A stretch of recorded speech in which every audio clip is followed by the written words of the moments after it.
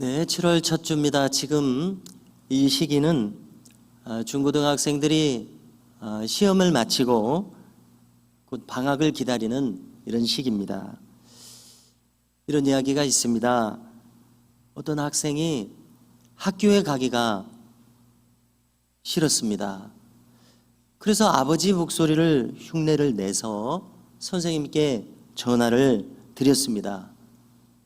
그래서 흉내를 내면서 통화를 하기를, 선생님이세요? 저희 아이가 너무나 아파서 오늘 결석을 해야겠습니다. 선생님이 대답을 하시는 겁니다. 아, 그러세요? 그런데 지금 전화하시는 분은 학생과 관계가 어떻게 되시는 분이세요? 그러자 그 아이가 회심의 미소를 지으면서 대답을 합니다. 예, 저는 우리 아버지입니다.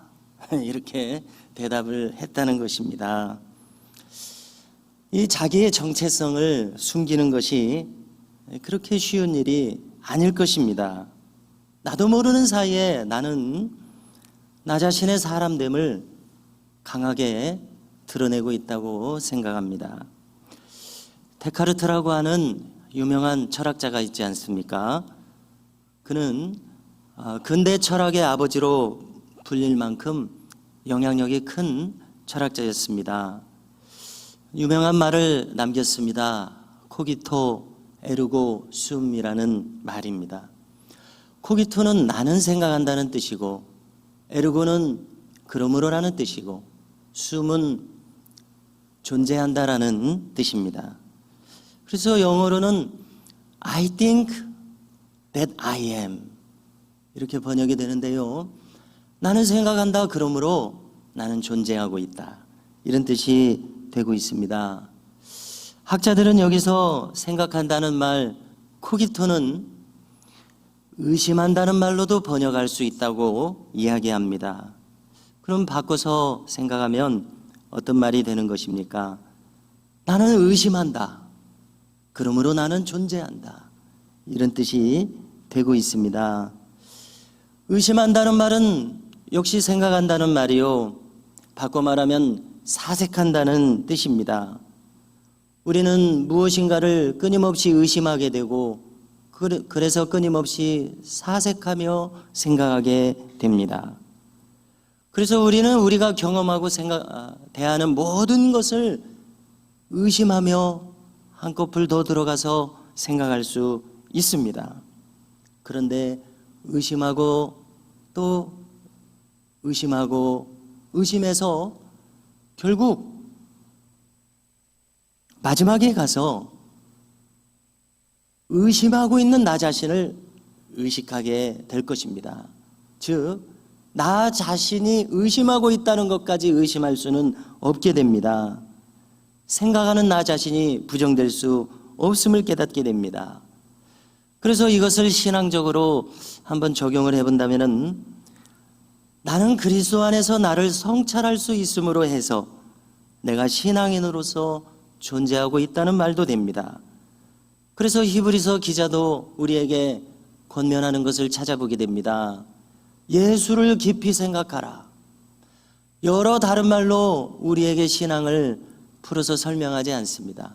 한마디로 말해서 예수를 깊이 생각하라. 거기에 우리의 신앙인됨의 정체성이 발견될 것입니다.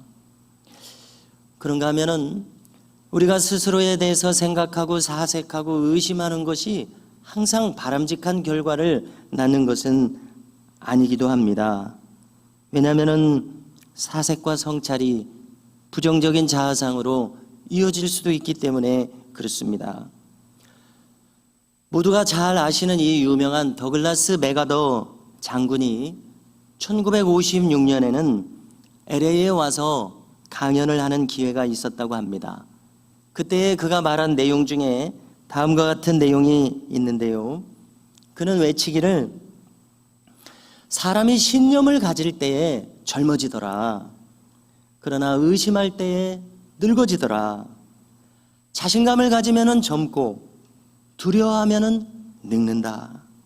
소망을 품으면 젊고 절망을 품으면 늙게 되더라.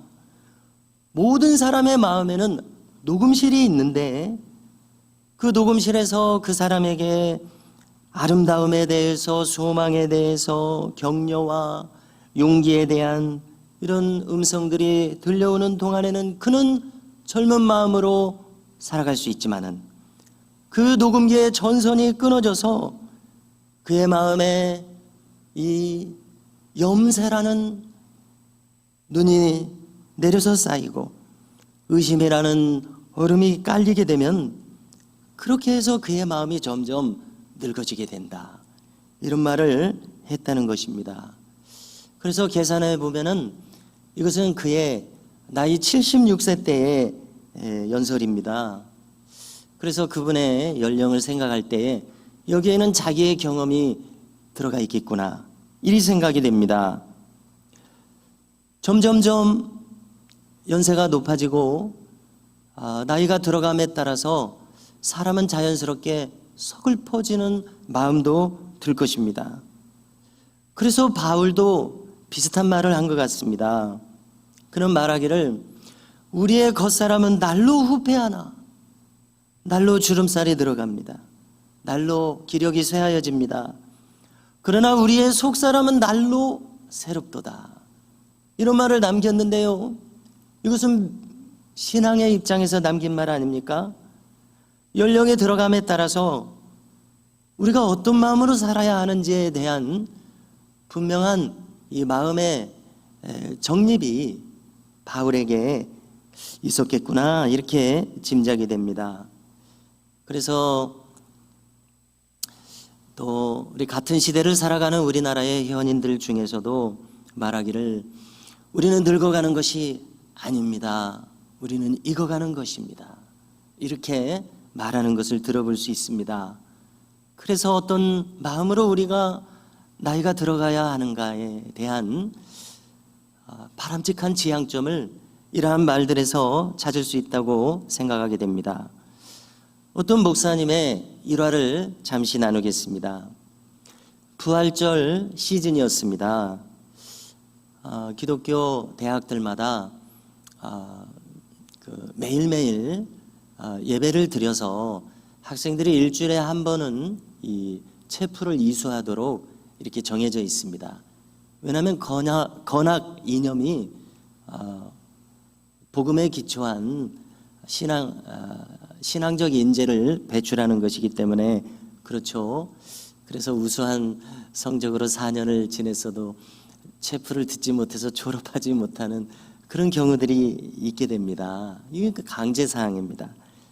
그래서 부활절 시즌에 숭실대학교의 채플에서 설교를 마치고 나오는 중이었는데요, 이 대학생들이 얼마나 이성이 날카롭습니까? 얼마나 인생에 대한 깊은 그 고민이 있는 때입니까? 한 학생이 다가와서 질문을 했다는 것입니다. 아니, 그러면 목사님은 이 부활을 확실히 믿으시는 것 같은데, 그러면 목사님은 신앙에 대해서 전혀 의심은 없으셨습니까? 라고 당돌하게 묻더라는 것입니다. 그래서 이 목사님이 정신이 번쩍 나면서 정직하게 대답을 해줘야 되겠구나 생각이 드는 가운데 자기도 모르는 사이에 정직한 말이 나오더라는 겁니다. 왜? 나도 의심이 많지. 연구할수록 의심이 많아지고 신앙생활을 할수록 의심은 사라지지 않아. 그런데 놀라운 것이 있어. 의심을 경험하면 경험할수록 나의 믿음도 더 선명해지더라는 거야. 이거는 내가 부인할 수가 없어. 이렇게 대답했다고 합니다. 참 정직한 대답이라고 생각이 되고요, 많은 공감을 불러일으키는 일화였습니다. 자, 오늘 본문을 한번 생각해 보십시오. 고린도 후서입니다. 그러므로 당연히 고린도 교회를 배경으로 하고 있는 말씀입니다. 놀라운 것이 있습니다. 그것은 이 고린도 교회가 어떤 교회냐는 것입니다. 우리가 그동안 성경을 많이 듣는 가운데 고린도 교회는 성경에서 유명한 참 문제가 많은 교회입니다. 고린도 교회만큼 문제가 많은 교회가 없습니다. 읽어보면은요, 참 어려운 사건들이 많은 교회였습니다. 그런데 우리가 고린도 전후서를 쭉 한번 읽어보십시오. 그러면 이 성경 중에서 이렇게 아름다운 성경 구절, 진실하고 깊은 신앙을 일깨워주는 이런 많은 구절들이 있는 성경도 또 어디 있겠는가 하는 생각이 들 정도입니다. 얼마나 놀랍습니까? 사도 바울의 입장에서 잠시 생각을 해 본다면은 그리스 전도는 쉽지 않았습니다. 많은 심혈을 기울이고 정성을 다해서 세운 이 고린도 교회였습니다. 그런데 이제 선교를 위해서 늘 세계 곳곳을 다니는 바울 아닙니까? 고린도 교회에서 들려오는 이 소식은, 사랑하는 이 교회에서 들려오는 소식은 참 가슴 아픈 이야기들이 많았습니다. 그러면 멀리 떨어진 바울의 마음은 어떻게 해야 정상적입니까? 이 절망스럽지 않습니까? 낙심해야 하지 않겠습니까?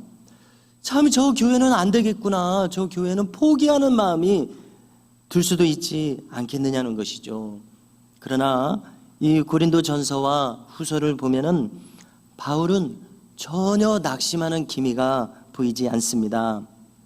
세상에서도 작용과 반작용의 법칙이 있다고 합니다. 밖에서 공격이 들어오면 나도 모르게 방어를 하게 되죠. 바울도 그런 것 같습니다. 고린도 교회가 아프면 아플수록 병들면 병들었다고 이야기가 들려올수록 바울의 필치는 더 신앙적이 되는 것처럼 느껴지지 않습니까? 더 깊어지는 것처럼 들려집니다. 그는 이 절망적인 상황들을 거뜬히 상쇄하고 이겨낼 만한 진리의 말씀들을 쏟아내고 있습니다. 그래서 이 점을 생각하면 참 신기한 대목이구나, 이런 느낌을 가지게 됩니다.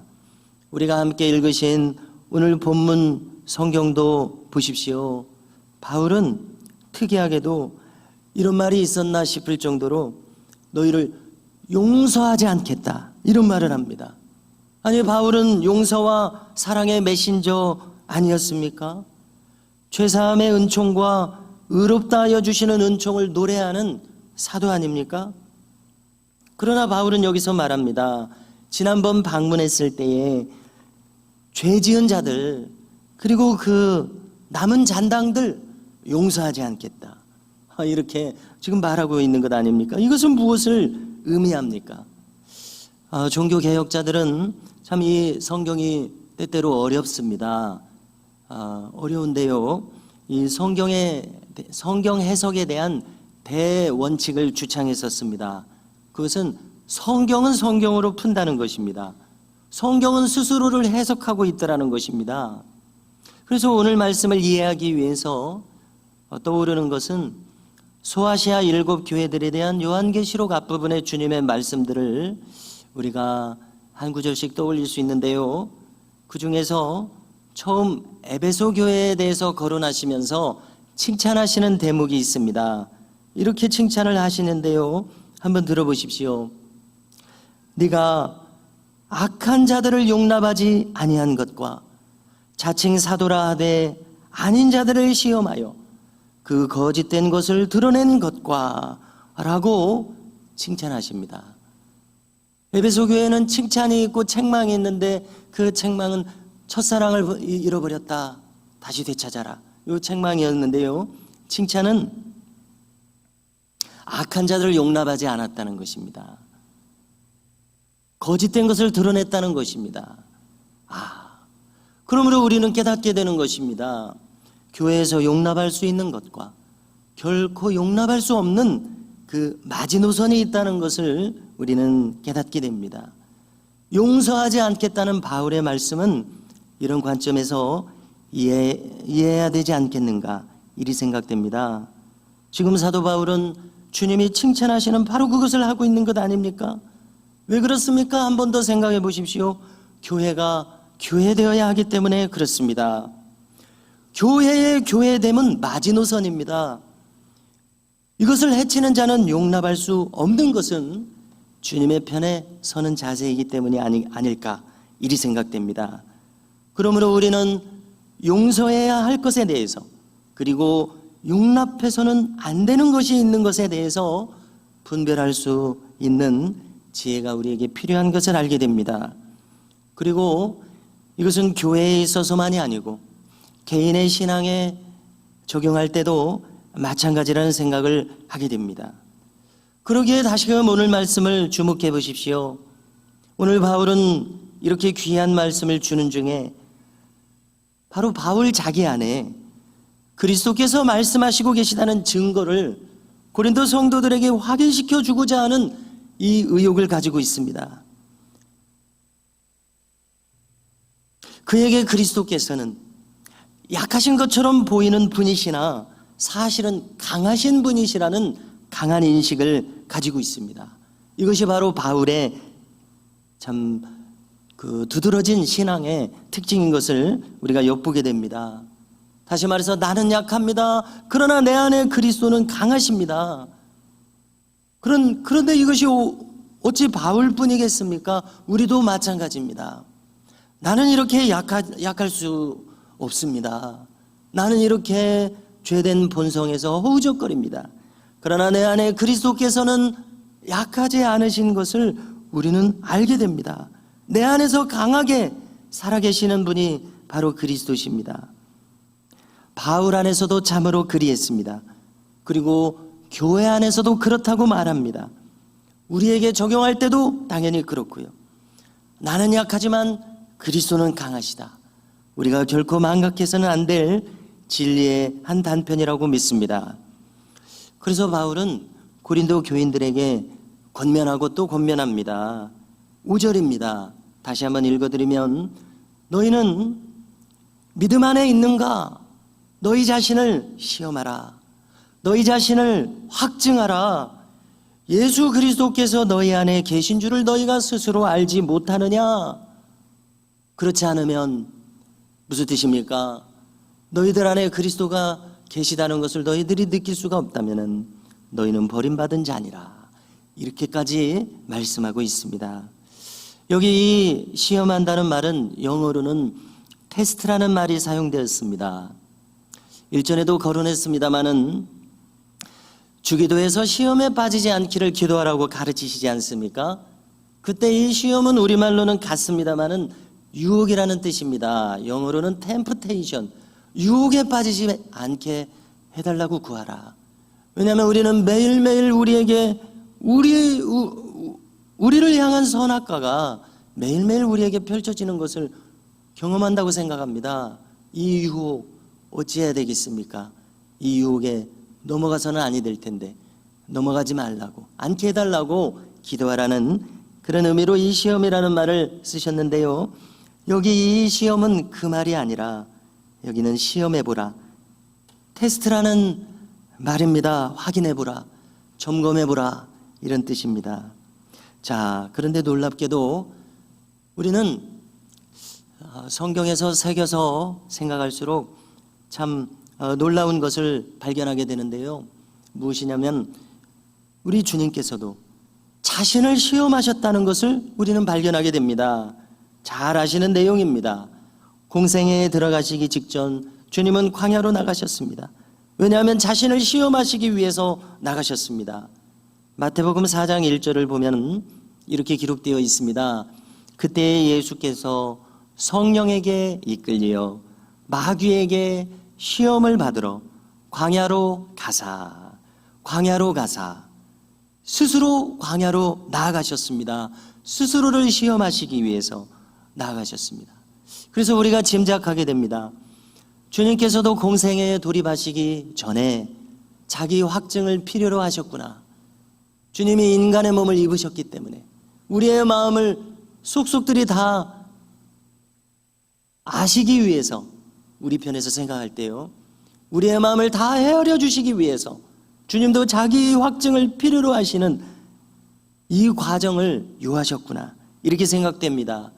바르게 서 있나? 내가 하나님께서 보내신 자로서 바르게 서 있어서 이 일을 감당할 수 있나? 스스로를 점검해 보셨음을 알 수 있습니다. 여기 고린도 교회 성도들에게 바울이 촉구하는 바가 바로 이것인 것을 알게 됩니다. 너희는 너희 자신을 시험하라. 믿음 안에 있는가? 내가 정말 잘 믿고 있는가? 신앙생활 잘하고 있는가? 시험해야 한다. 그리고 자신을 확증하라. 아, 내가 정말 믿음이 있구나. 비록 겨자씨만한 믿음일지라도 믿음이 있기는 있구나. 이 놀라운 발견과 출발이 될 것입니다. 신앙인의 자기 정체성을 찾아라. 확증하라. 이렇게 지금 말하고 있다고 생각합니다. 대통령의 기도라고 하는 책이 있습니다. 네, 이 책은 레리 키포버라는 미국 목사님의 저서인데요. 이분의 프로필을 보니까 기도에 대해서 많은 책을 저술을 했던 분이더라고요. 기도에 대해서 얼마나 관심이 많으면은 미국 역대 대통령들의 기도를 수집을 해서 그것을 모아놓은 책이 바로 이 책입니다. 대통령의 기도. 참 궁금하지요? 어떤 기도들이 있는지요? 대통령들이 어떤 그들의 그 위기의 순간에, 참 의심스러운 순간에, 왜냐하면 현대 미국 역사를 이끌고 가고 있지 않습니까? 이 생생한 역사를 이끌고 가고 있는 그 최전선에서 이 대통령들은 그 위기 속에서 그 의심의 시간에 어떤 기도를 드렸을까? 그걸 유심히 찾아놓은 책입니다. 그 중에서 우리가 궁금하기도 한 인물로서 대표적인 분은 아무래도 아브라함 링컨일 것입니다. 이분의 기도가 있습니다. 5년 동안 벌어졌었던 미국 남북전쟁의 한 중간에 1863년 대통령 링컨은 다음과 같이 전국적으로 우리가 기도와 금식에 돌입해야 하겠습니다. 호소하는 내용이 나옵니다. 잠시 읽어드리면 그는 대국민 호소문에서 계속되는 성공과 풍요에 중독된 나머지 우리 미국인들은 스스로 풍족해져서 우리를 구원하시고 붙들어 주시는 하나님의 은혜를 더 이상 필요로 하지 않게 되었고 우리는 더욱 교만해져서 우리를 지으신 하나님께 기도하지 않았습니다. 그러므로 우리는 하나님 앞에서 자신을 겸손히 해야겠습니다. 이 나라의 죄악들을 고백해야겠습니다. 그의 자비와 용서를 구하는 기도를 올려야만 하겠습니다. 1863년 4월 30일 목요일 전국적으로 겸비한 마음을 취하고 금식하고 기도하는 날로 선포합니다. 그래서 모든 겸손한 준비를 마친 후에 성경에서 말씀하여 주신 대로 전 민족이 한 마음으로 합심하여 눈물로 간구하면 하늘에서 들으시고 이 나라의 죄악을 용서하실 뿐 아니라 복을 다하여 주시며 지금 둘로 나눠져 고통받고 있는 이 나라를 이전의 연합과 평화의 행복한 상태로 되돌리실 것이라는 소망 가운데 그분의 응답을 조용히 기다리십시다. 이런 이 기도의 동참을 호소한 내용을 찾아볼 수가 있습니다. 자, 우리가 링컨이라고 한번 생각해 보십시오. 남북 전쟁이라고 하는 이 전대미문의 국가적 위기에 참 기도해야 하겠다는 그 필요성을 자기 자신뿐만 아니라 온 나라가 동참해서 하나님을 향해서 스스로 믿음을 확증하고 시험하며 확증하자고 지금 권면하고 있다고 생각합니다. 이렇게 자신만이 아니라 주변, 더 나아가서 나라 전체를 염려하는 큰 인물은 이렇게 함께 기도하자고 하는 것을 여기서 볼 수가 있습니다. 함께 하나님 앞에서 겸손해지시자고 전 국민에게 호소하고 있습니다. 어느 날 유명한 부흥사로서 시카고 에버뉴 처치에서 목회하고 있었던 이 무디에게 어떤 여자 성도가 찾아왔습니다. 그녀는 목사님에게 말하기를,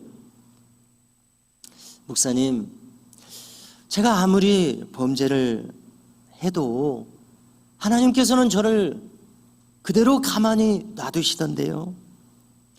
그러므로 저는 생각합니다. 하나님은 계시지 않든가, 아니면 하나님은 우리를 그렇게 잘 벌하지는 않으시는 분이신 것이 분명합니다. 이런 말을 할 때에 무디는 그 말을 잘 들어드리고, 그리고 이제 그 부인을 물끄러미 바라보면서 이렇게 대답했다는 것입니다. 부인의 말씀을 들어보니까 지금 부인께서는 스스로를 그리스도인이 아니라고 저에게 말씀하고 계십니다. 그러자 부인이 깜짝 놀라면서, 아니 무슨 말씀이십니까? 제가 얼마나 교회를 오래도록 출석을 했는데요, 어떻게 그렇게 말씀을 하십니까? 라고 하니까 무디가 대답하기를, 당신이 만약에 진정한 그리스도인이라면은 제가 믿는 성경의 하나님은 당신을 그대로 두시는 분이 아니십니다. 이렇게 대답했다는 것입니다. 자, 이 내용을 반대로 한번 생각해 보십시오. 나라고 한번 생각해 보십시오. 만일 나에게 아직 신앙이 있다면 나의 마음은 하나님을 향해서 어떤 마음이 되겠습니까? 하나님을 지금 느낄 수 없어서 고통스러울 것이라는 점입니다. 그러므로 하나님을 어찌하든지 내가 느끼기 위해서 모든 길을 찾을 것이라는 것입니다. 그러나 이 여인은 그런 고통도 없게 된 상황이구나, 이리 느껴지게 됩니다. 하나님을 더듬어 찾아 느낄 수 있는 모든 길들은 어떤 길들입니까? 그것은 기도일 것입니다. 성경을 조용히 읽는 것으로 나타날 것입니다. 성경의 내용을 조용히 되새기는 것으로, 그리고 그것들을 나의 인생에 비추어 보는 것으로 나타날 것이리라, 이리 생각됩니다. 다음과 같은 재미있는 이야기가 있습니다. 자, 어느 날 어떤 소녀가 자기 아버지가 서재에서 일을 보고 있는데 이 아버지의 일하시는 서재로 슬며시 들어갔습니다.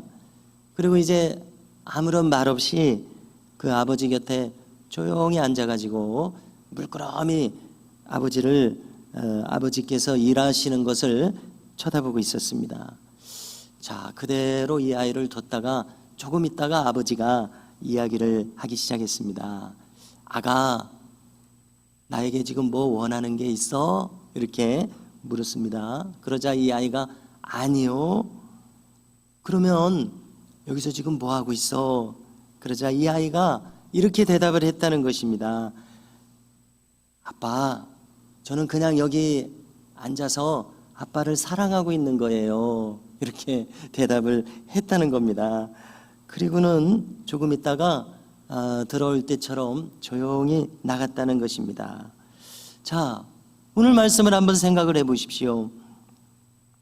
바울은 자신 안에 그리스도께서 하나님의 능력으로 살아계신다고, 이렇게 느끼고 있다고 말씀하고 있는 것 아닙니까? 그래서 바울은 말할 수 있었습니다. 나는 약하지만은 내 안에서 강하신 그리스도께서 그분의 능력으로 지금 나타나고 계시다. 여러분들에게 나는 이것을 분명히 말할 수 있다. 이렇게 이야기하고 있습니다. 성도 여러분, 내가 과연 믿음 안에 있는가? 나 자신을 시험하고 확증하는 일이 우리에게도 있어야 할 줄로 믿습니다. 다시 말해서 우리는 어떠한 마음으로 신앙생활을 이어가야겠습니까? 내 안에 그리스도께서 계신 것을 끊임없이 확인하고 점검하고 확증하는 일이 우리에게 필요한 것을 알게 됩니다. 성도 여러분, 우리는 늘 일부러 시간을 내서 그분을 향해서 말씀을 드려야 할 것입니다. 나는 주님을 사모하고 있다고, 나는 주님을 원하고 있다고, 내 안에서 나를 이끌어 주시라고 우리는 끊임없이 그분께 요청을 드려야 하리라 믿습니다. 이렇게 해서 우리는 내가 믿음 안에 있는가, 나 스스로를 시험하고 나 자신의 신앙인됨을 확증하는 은혜가 우리에게도 주어질 수 있기를 주님의 이름으로 축복합니다.